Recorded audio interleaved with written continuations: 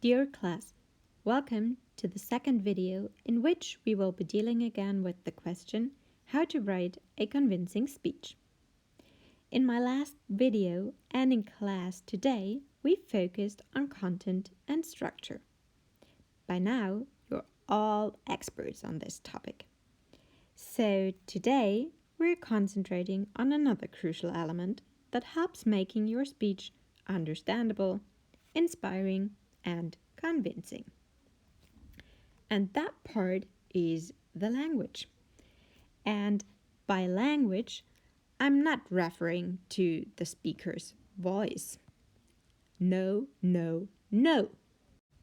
However, to me, the term language sounds a little bit vague. Can you imagine what's meant by it? Nice. So take out the worksheet, this one, and start with a little brainstorm. Gather your ideas into this box. To do so, think about every aspect that is somehow related to language, to the linguistic level of your speech. Now let's pause the video until you're ready. Okay, so let's start from the very beginning. Whenever we're talking about the language of a speech, we're concentrating on its linguistic devices. The word linguistic means related to language. And another word for device in this context could be tool or instrument. A device is something made for a certain purpose. So all in all, linguistic devices are instruments that we as a speaker apply intentionally on our language. Finally, here comes the answer to your first task. When talking about language, we're actually referring to linguistic devices, such as sentence structure, rhetorical figures, vivid language, and of course, appropriate language. For the next step, take out the worksheet again and complete the second task. Okay, so let's start with the first linguistic device, sentence structure. When writing your speech, try to use short and simple sentences. Short sentences are absolutely fine, but several together become monotonous. Therefore, vary your sentence structure. And why should you do all this?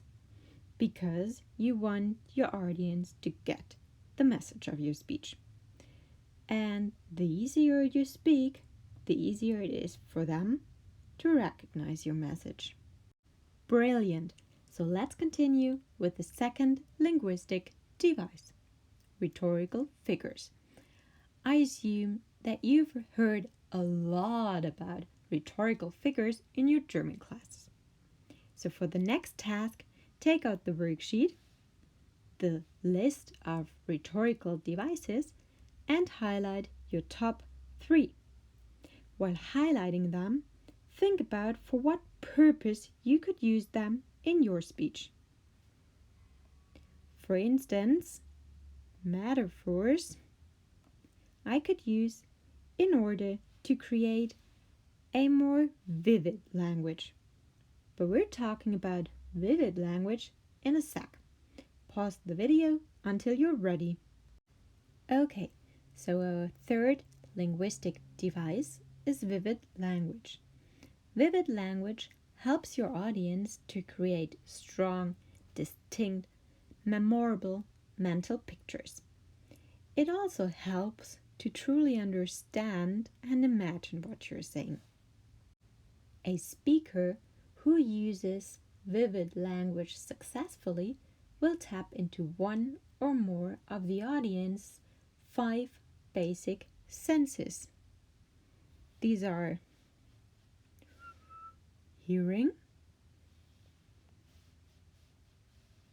taste, touch, smell, and of course, sight. Two common tools to create a vivid language are, just like I said before, metaphors and simile. Okay, so appropriate language is our fourth linguistic device. And by appropriate, I mean whether the language is suitable or fitting for yourself as the speaker, your specific audience, your speaking context, or your speech topic. So, one of the first questions to ask yourself is whether the language you plan on using in a speech fits your own speaking patterns. One of the biggest mistakes new speakers make is thinking that they have to use $1,000,000 words because it makes them sound smarter. But that's not true. There's no need to force yourself to sound like a professor. The second aspect of appropriateness asks whether the language you are choosing is appropriate for your specific audience. Since you're all giving your speech to other students, you can just use basic, common, easy vocabulary so that they understand what you're talking about. The next question about appropriateness is whether the language you will use is suitable or fitting for the context itself. Hey yo bro, what's up? The language you may employ if you're addressing your friends will differ from the language you would use at a business meeting. Take the entire speaking context into consideration when you make the language choices for your speech. The fourth and final question about the appropriateness of language involves whether the language is appropriate for your specific topic. Do you remember that we said about Greta Thunberg that she always sounds very sad in her speeches? And that's because of her specific speech topic. Since she's not talking about anything positive, sadness is an appropriate language for her specific speech topic. We're almost done.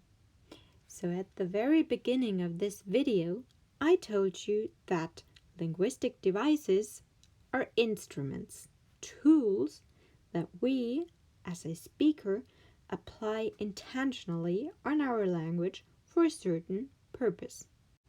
But for what purpose do speakers use linguistic devices? To answer this question, take out the worksheet again and focus on the third and final task. I know that I'm repeating myself, but still, I want to let you know that you did an amazing job. By watching the video and by working on the tasks, you've learned a lot.